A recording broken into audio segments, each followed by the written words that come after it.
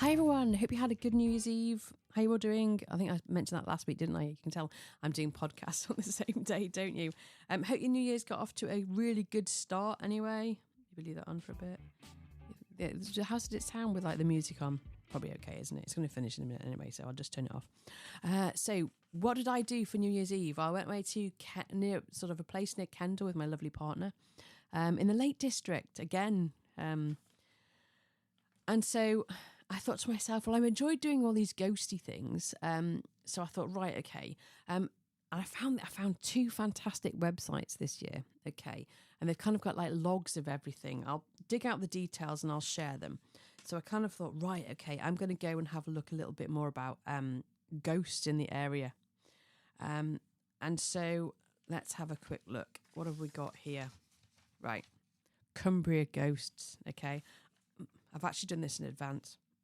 I know I've surprised myself this year. And not only that, there's some really, really good tales as well. It's quite exciting. Okay, right, so Cumbria ghosts. Right, so Kendal, apparently, on the A6, Levens Bridge, right? No idea what that is, but you can go and have a look.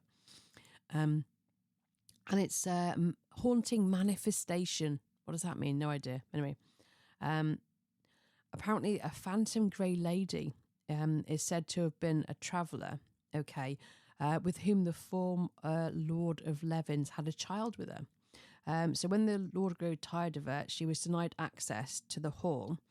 So in retaliation, she cursed the family, although the curse, is now lifted. But apparently she's seen on the A6 on Levens Bridge. I don't know how true that is, but there we go. Also, Kendal, the Angel Inn. Pubs are always haunted, aren't they? It's an unknown ghost type. Okay, 1745. It's quite specific. Apparently, the Highlanders raided the town of Kendal in 1745. And a couple of the soldiers entered the inn, and the owner and his family had hidden themselves away. But in their haste, they forgot about their young child, who, unfortunately, the Highlanders discovered. And as one of the raiders reached to grab the child, a ghostly figure appeared and drove the Highlanders from the building. So it's being quite protective.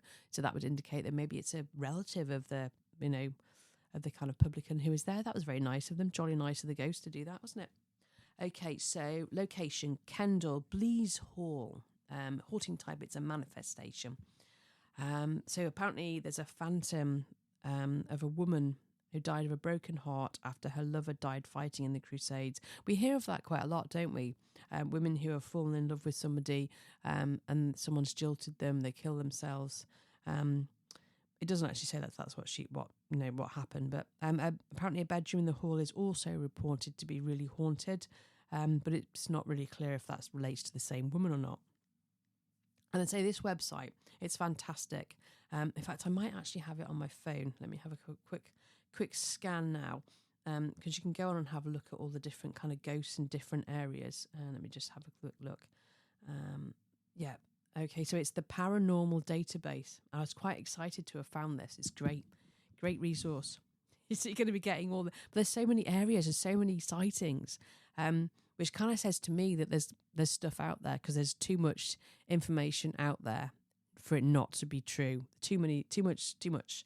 So I'm going to be kind of going through different areas of this from this website this year, in different locations. What else we got? Brigsteer Road, okay.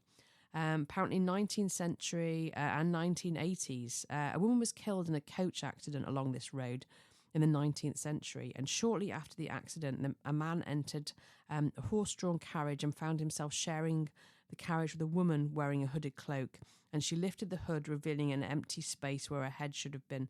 The man jumped from the moving carriage.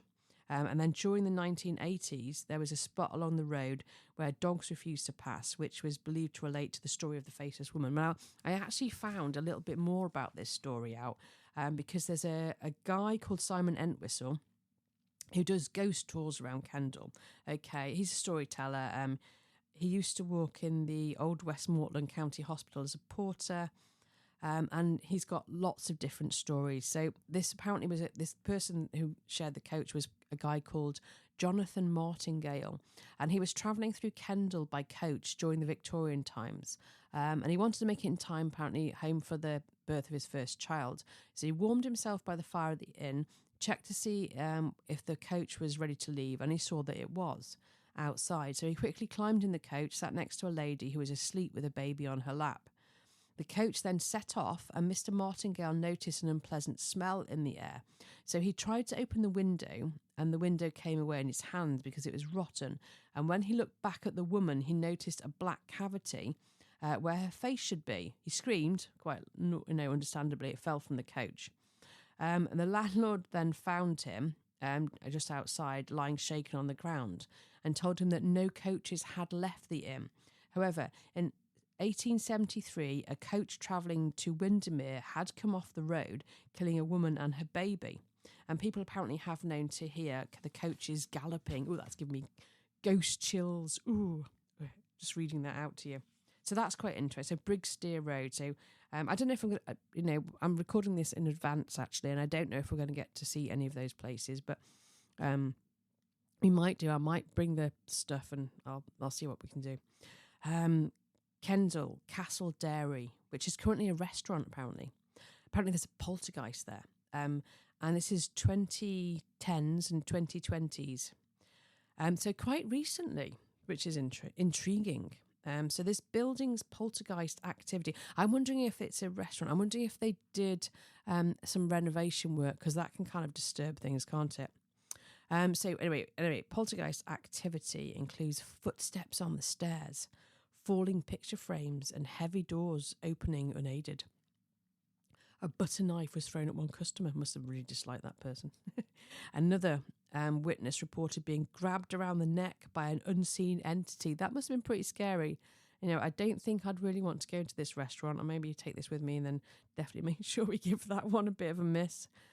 And the Roman Road Room appears to be the focus of the activity, with ghosts of 3 men seen smoking in it. Ooh. Right, okay, that's a bit kind of like... Kendal, Grey Rig Hall. It's no longer standing, apparently, but some of the original buildings are used by a local farm. Apparently there's a curse in the 17th century. The hall's owner, Margaret Duckett, sentenced the Quaker Hogwill to spend time in Appleby Prison. And the Quaker cursed Duckett, saying his name... Magistrate Duckett. Did I say Margaret Duckett? Magistrate Duckett. Saying her name would vanish from history and his house would be home to owls and jackdaws. And sure enough, Duckett's children died without bearing children of their own, and his home was reduced to rubble, used only by birds. So maybe he's a prophet. Who knows? These things, or maybe he was just quite an intelligent person that worked out that, I don't know. Maybe, who knows? Who knows? Levens Hall, okay, manifestation. I think I've seen something else about Levens Hall. We'll come back to that in a minute. Apparently, they're never seen together, okay. A ghostly woman in pink clothing and another woman in grey have been reported in the area. I've never heard a ghost in pink before. Grey, but not pink, but there we go. The thing is, you don't always know who's kind of made these sightings. Have they, been drinking something, or maybe they're colourblind? Who knows? The latter figure has been known to play with traffic along the driveway. Sounds quite interesting. And a little black dog haunts the main staircase. Local legend states that no male heir will inherit the hall until a white doe is born in a park nearby. Who knows if that's true or not? I don't know, and I haven't done any research to find out whether or not the park has been inherited. Meadowbank House, which was demolished in 2012. Okay, so this was January 2012. The supervisor of the demolition team working on the house, so, we know that they do tend to appear, don't they, manifestations when construction work is being done. Robert Johnson took a photograph of the property and noticed a strange figure in one of the windows. And it was the son of a former owner, David Grimshaw. The son of the former owner, David Grimshaw, believed the figure to be his mother, Frances, manifesting to protest at the destruction of her former home. We're probably wondering what on earth is going in. Kendal, Prince of Wales Feathers Public House, which is no longer open. 2009, landlady Jen Bowman claimed to have encountered a grey-haired apparition who resembled an old photograph of former John Noel. The entity passed through the locked doors and could be seen near the gambling machine. A mild poltergeist activity was also reported. Okay, so what else we got? Ring a Bells Public House in Kendal. So 2020, so fairly recently actually, a poltergeist activity. And this is one of the only pubs in England to be constructed on hallowed ground. The poltergeist at home here can be heard walking or banging, occasionally pushing pints off tables. Yeah, come on, that's it. That's a good excuse, isn't it? You knock your pint on the ground, blame it on the ghost. Voices have been heard and a phantom girl spotted, and the cellar is home to a teenage boy who drowned. How do they know that? How do they know that, the teenage... It was obviously rumour and superstition, but do you know what? Rumours come from somewhere. They're not just usually made up. People aren't usually that good at making up stories, are they, at the top of their heads? So, if there's a rumour, there's usually truth somewhere. What else have we got? Okay, Romney's Public House. A lot of pubs in here. The building is supposed to be haunted by Agnes Romney, cousin of the portrait artist George Romney, and a distant relative of US presidential candidate Mitt Romney, according to the local newspaper. And staff have heard footsteps moving around and spotted an old woman's reflection in the window. You'll have to forgive my pronunciation of this one. If I'd have been more organised, I probably would have gone onto a website in advance and worked out how to spell this one, how to pronounce this one. Sizer Castle. It won't be pronounced like that, but we'll go with that. Kendal. And it's a poltergeist activity. So while not happening in living memory, it is claimed one room here had its floorboards removed and scattered by unseen hands on several consecutive nights. And sobs of a phantom woman have also been heard, and apparently Catherine Parr is said to haunt the Queen's room. Ooh. It's a bit creepy, isn't it? Right, so what else have we got here? This is definitely going to be a shorter podcast today. So apparently there's a tale of a chanting monk from the 1400s is said to haunt the churchyard in Kendal, and faint prayers apparently can be heard. Kendal Castle, apparently, ruins of a medieval 12th century building where a knight warrior from the 1300s is said to be heard and seen with his armour clanking. Fantastic. There's also another tale of Lily Hadwin, a milliner's assistant, and a soldier, Private John Musweek. After a whirlwind romance, she met a gruesome end at the bottom of Scout Scar. And it was thought that he was the murderer. He was acquitted of the crime and was killed soon after in the Battle of the Somme, but apparently her ghostly apparition is still said to roam around the area, seeking revenge. Ooh, it's quite creepy. It's making me goosebumps, really. Okay. Right, so the last one to go. So going back to Simon Entwistle, so he used to work in Old Westmoreland County Hospital as a porter.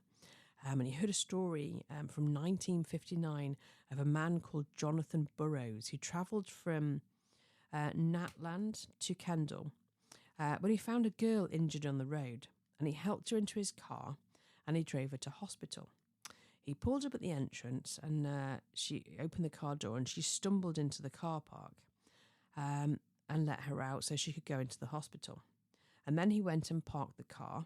And then when he came to the hospital, he asked the staff, where she was because she'd been in a terrible state. And the doctors didn't know anything about it. They hadn't seen her, which was really strange. But there was a staff nurse there, and she overheard the conversation. And she asked how old the girl was. And he said about 18 or 19, and she was really badly injured. And he'd found her on the road and said which road he'd found her on. And she pulled him aside and took him into her office and pulled out a copy of the Lancashire Evening Post, where, to his surprise, he saw a picture of the girl that he had just driven all the way to the hospital.